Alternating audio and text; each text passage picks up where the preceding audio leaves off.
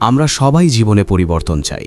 কেউ চায় নিজের আত্মবিশ্বাস বাড়াতে, কেউ চায় মানসিকভাবে শক্ত হতে, কেউ আবার চায় আগের মতো দুর্বল না থাকতে। কিন্তু বেশিরভাগ মানুষই ভাবে পরিবর্তনের জন্য বড় কিছু দরকার, বড় সিদ্ধান্ত, বড় সাফল্য, বড় সুযোগ।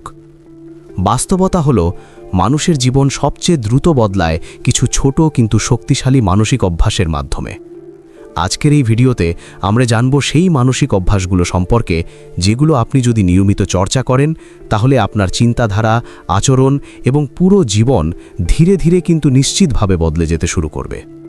প্রথম যে মানসিক অভ্যাসটি সবচেয়ে গুরুত্বপূর্ণ সেটি হলো নিজের চিন্তাকে প্রশ্ন করা। বেশিরভাগ মানুষ যা ভাবে সেটাকেই সত্য ধরে নেয়। আমি পারবো না, আমার ভাগ্যে এটা নেই, আমি সবসময়ই এমন। এই বাক্যগুলো আমরা নিজের অজান্তেই নিজের মাথার ভেতর বারবার বলি। কিন্তু আপনি যদি প্রতিবার এই চিন্তাগুলো আসার পর নিজেকে প্রশ্ন করেন, এই চিন্তার প্রমাণ কি? এটা কি সত্য নাকি শুধু আমার ভয়? এই অভ্যাসটি ধীরে ধীরে আপনার মস্তিষ্ককে নতুনভাবে চিন্তা করতে শেখায়। আপনি বুঝতে শুরু করবেন আপনার বেশিরভাগ সীমাবদ্ধতা আসলে মানসিক। দ্বিতীয় মানসিক অভ্যাস হলো আবেগকে পর্যবেক্ষণ করা, কিন্তু তার দাস না হওয়া। আমরা প্রায়ই আবেগের বশে সিদ্ধান্ত নিই। রাগে কিছু বলে ফেলি, কষ্টে ভুল মানুষকে বিশ্বাস করি, ভয় থেকে সুযোগ হারাই। যারা দ্রুত বদলে যেতে পারে তারা আবেগ অনুভব করে ঠিকই, কিন্তু আবেগের ওপর দাঁড়িয়ে সিদ্ধান্ত নেয় না। তারা নিজেকে বলে, আমি রাগান্বিত, কিন্তু এই রাগই আমার সিদ্ধান্ত নেবে না। এই মানসিক দূরত্ব তৈরি করার অভ্যাস আপনাকে অনেক বড় ভুল থেকে বাঁচাতে পারে। তৃতীয় অভ্যাসটি হল নিজের ভেতরের নেগেটিভ কণ্ঠস্বরকে চেনা। আপনার মাথার ভেতরে যে কণ্ঠটা আপনাকে সবসময় ছোট করে, দোষ খোঁজে, ভয় দেখায়, সেটা আপনি নন। সেটা আপনার অতীত অভিজ্ঞতা, আঘাত, ব্যর্থতার জমে থাকা প্রতিফলন। আপনি যদি এই কণ্ঠটাকে আলাদা করে চিনতে শেখেন, তাহলে এর কথায় আপনার আত্মমূল্য নষ্ট হবে না। যারা নিজের জীবন বদলায় তারা নিজের সবচেয়ে বড় সমালোচককে নিয়ন্ত্রণ করতে শেখে। চতুর্থ মানসিক অভ্যাস হল অস্বস্তিকে গ্রহণ করা। আমরা সাধারণত যেটা এড়িয়ে চলি সেটাই আমাদের বদলের দরজা। নতুন কিছু শেখা, পুরনো অভ্যাস ছাড়ানো, বিষাক্ত সম্পর্ক থেকে বের হওয়া সবকিছুই অস্বস্তিকর। কিন্তু যারা দ্রুত বদলায় তারা জানে এই অস্বস্তি মানেই তারা সঠিক পথে আছে। তারা অস্বস্তিকে ভয় না পেয়ে বলে, এটা কঠিন, তাই এটা দরকারি। পঞ্চম অভ্যাসটি হল নিজের সাথে কথা বলার ভাষা বদলানো। আপনি নিজের সাথে যেভাবে কথা বলেন সেটাই আপনার আত্মবিশ্বাসের ভিত্তি।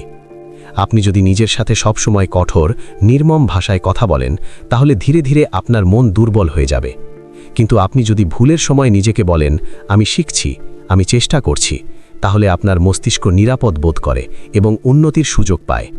এই অভ্যাসটি খুব সাধারণ মনে হলেও এর প্রভাব গভীর। ষষ্ঠ মানসিক অভ্যাস হল সীমা নির্ধারণ করা। আমরা সবসময় সবার ভালো থাকতে গিয়ে, সবার চাহিদা মেটাতে গিয়ে নিজের মানসিক শান্তি হারাই। যারা নিজের জীবন বদলায় তারা শেখে কোথায় না বলতে হবে। তারা বোঝে সীমা দেওয়া মানে স্বার্থপর হওয়া নয়, বরং নিজের মানসিক সুস্থতা রক্ষা করা। সপ্তম অভ্যাসটি হল অতীতকে বোঝা, কিন্তু সেখানে আটকে না থাকা। অনেক মানুষ পুরনো আঘাত, ভুল সিদ্ধান্ত বা সম্পর্কের কারণে বর্তমানেও কষ্ট পায়। তারা অতীতকে নিজের পরিচয় বানিয়ে ফেলে।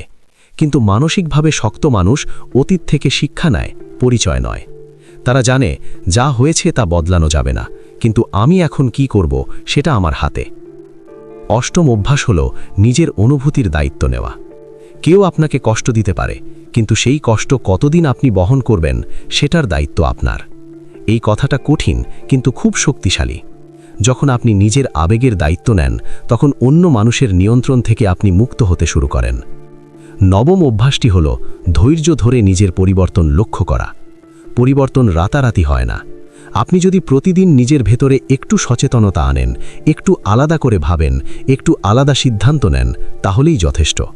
যারা সফলভাবে বদলায় তারা তাড়াহুড়ো করে না, কিন্তু হালও ছাড়ে না। সবশেষে একটি কথা মনে রাখবেন, আপনার জীবন বদলানোর জন্য আপনাকে নতুন মানুষ হতে হবে না, আপনাকে শুধু কিছু মানসিক অভ্যাস বদলাতে হবে। আর এই অভ্যাসগুলো একদিনে নয়, প্রতিদিন একটু একটু করে গড়ে ওঠে। আপনি যদি আজ থেকেই নিজের চিন্তা, আবেগ এবং সিদ্ধান্তের প্রতি সচেতন হতে শুরু করেন, তাহলে খুব দ্রুত আপনি নিজেই নিজের পরিবর্তন দেখতে পাবেন। যদি এই ভিডিওটি আপনাকে নতুনভাবে ভাবতে সাহায্য করে, তাহলে এখনই সাবস্ক্রাইব করুন মনোবিজ্ঞান সাইকোলজি চ্যানেলটি এমন আরও গভীর, বাস্তব এবং জীবন বদলে যাওয়া মনোবিজ্ঞানের ভিডিও পেতে পাশে থাকুন আমাদের সঙ্গে।